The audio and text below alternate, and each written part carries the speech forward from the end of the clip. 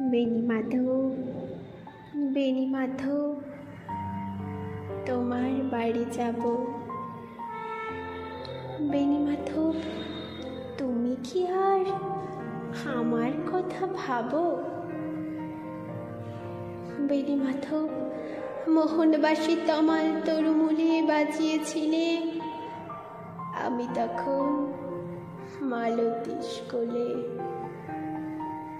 দেশকে বসে অঙ্ক করি ছোট্ট ক্লাস ঘর, বাইরে দিদিমণির পাশে দিদিমণির বর। আমি তখন নবম শ্রেণী, আমি তখন শাড়ি।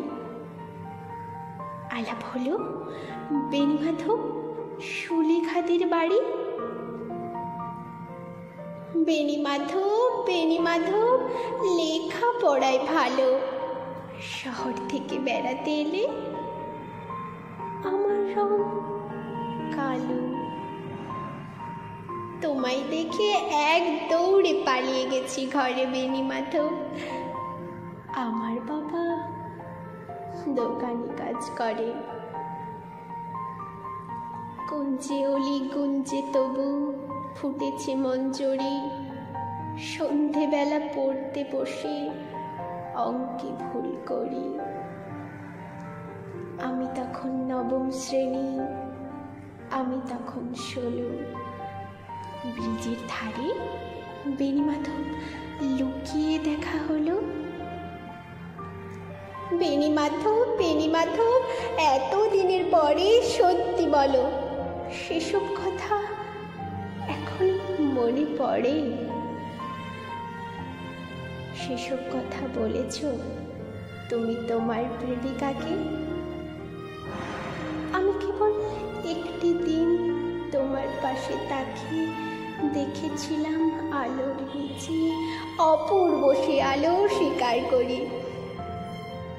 দুজনকেই মানিয়েছিল ভালো।